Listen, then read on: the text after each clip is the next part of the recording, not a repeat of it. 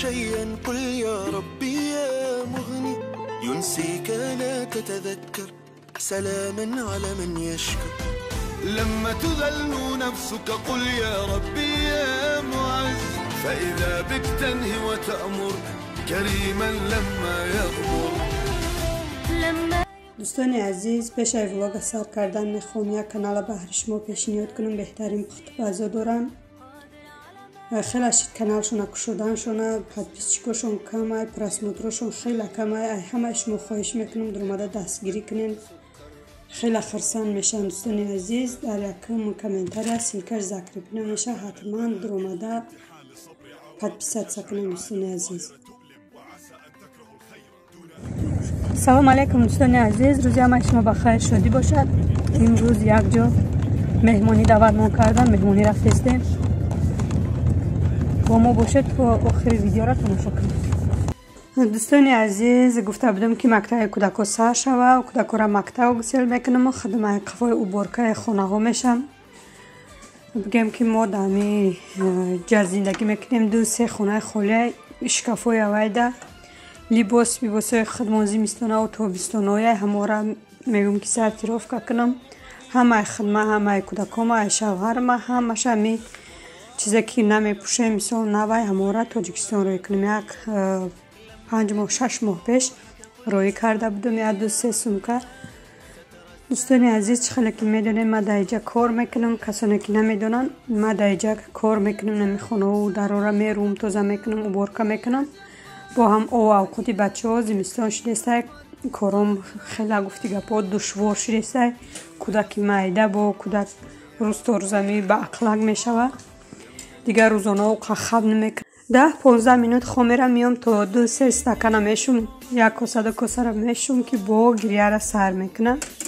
همراه گفته استم که کار نکنم. این زمستان یکون کوارتیر بگیریم زندگی مون پیش بریم که وان میشه. شوهرم در اینجا با ما در اوسو نزدیکی کودکا گفته استم نزدیکی مکتبشون یکون کوارتیر گیریم که نمیشه. راستی ما یکون وقت در کوارتیر زندگی کردگی نیستم. با غم گرفته است که سه کودکتی ما چه زندگی میکنم در کوارتیر. همه را گفته استم که خیلی چخلی باشه نباشه جام سوزه حاضرش تا خیلی زندگی کردن گیریم که دلش چی گپ میشه. دیره نیا جهت سوزه که مثال زمستان هم سویر نباشه با یک دیگ دونچه یا او خود کرده میتونی. همین قش قلینه که زمستان شود طرفای ما رهاش فول محکم میشود. این هم خیلی دوستانی عزیز خیلی با یگان وارم در بگاه میزنم که میریم نمیریم. دوستان عزیز، ما رایون اومده رسیدیم. طرفای ما در همین قش شمال خنک باران. این طرفا خیلی قاق باران هم نیسته، شمال هم نیسته. که ما را مهمانی در ساعت 12 در دعوت کرده بودن. آدم کودکدار چخیلی تا این کار ما کردم ساعت 1 کشید. نصیب باشه که دمی که شوهرم کم طرف کار دارن برویم از بیربنگ برویم با سفر داریم. یک مغازین دیگه میدویم یک مغازچه میگیریم و میبرویم.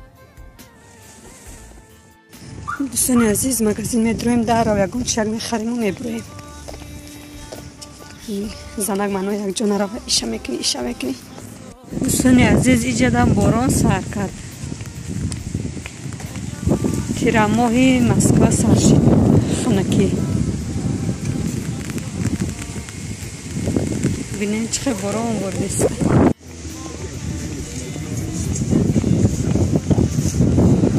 دوستان عزیز، من خیلی اومدیم رسیدیم مهمونده.